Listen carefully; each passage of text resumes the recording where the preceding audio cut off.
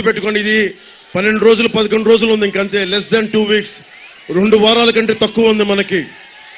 మీ భవిష్యత్తుకి, యువతరానికి, ఆడపడుచులకి, వచ్చే తరం మీది, మాది కాదు, వచ్చే తరం మీది.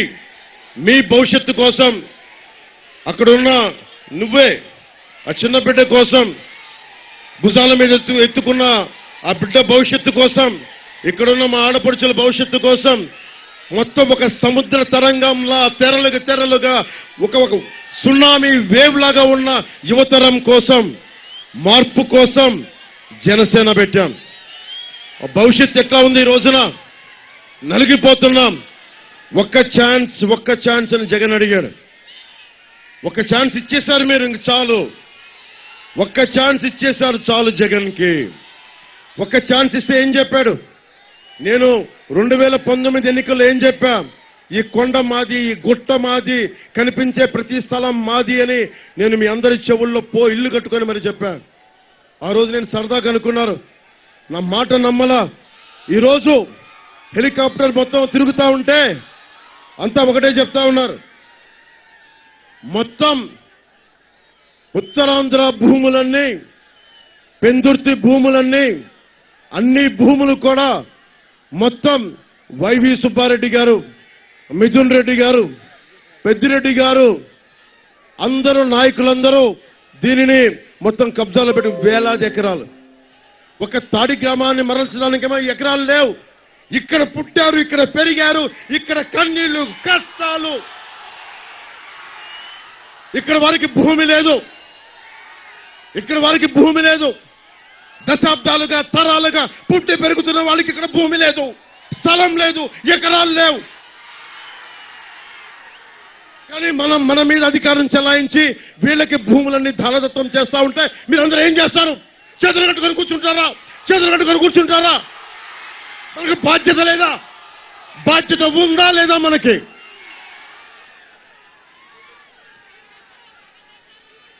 వైసీపీ ప్రభుత్వం 3 కబ్జాలు 6 సెటిల్మెంట్లతో ఉంది. వైసీపీ ప్రభుత్వం 3 కబ్జాలు 6 సెటిల్మెంట్లు. ఏ మూలకెళ్ళు ఇదే మాట. అన్న మా ఆస్తులు దోచేశారన్నా, జనవాణి కార్యక్రమంకి వెళ్తే మా పంచగ్రామాల సమస్య కుదరదు కానీ, ఇన్ని వేల మంది పనున్న పంచగ్రామాలకి కుదరదు కానీ, సింహాద్రి అప్పన్న భూముల మట్టుకు ప్రైవేట్ వ్యక్తులకి దానదత్తం చేస్తారు. ఎవరో మాట్లాడతారు ఇది? ఒక్క పంచకల రమేష్ గారు మాట్లాడలేరు, ఇది సీఎం రమేష్ గారు మాట్లాడలేరు.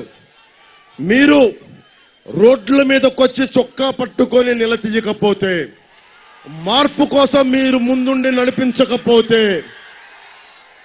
ఎరుపు జెండాలు ఎన్ని తువ్వాళ్ళు ఎన్ని సిరేసినా ప్రయోజనం లేదు. నిలబడాలి, పోరాటం చెయ్యాలి.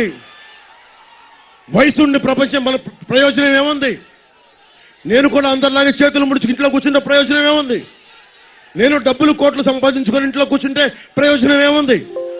నిలబడాలి, ధైర్యంగా కూర్చోవాలి, అన్యాయం మీద తిరగబడాలి. మీకు ఉద్యోగాలు ఇవ్వలేదు జగన్, అతనికి ఓటేస్తారా మీరు?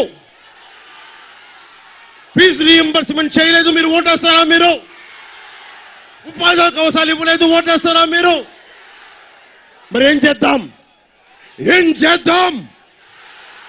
మార్చుదాం, ఈ ప్రభుత్వాన్ని మారుద్దాం, జగన్ని గద్దె దించుదాం, మన కూటమి ప్రభుత్వాన్ని స్థాపిద్దాం. మీ భవిష్యత్తుని, బంగారు భవిష్యత్తుకి బాట వేద్దాం, నిర్మించుకుందాం.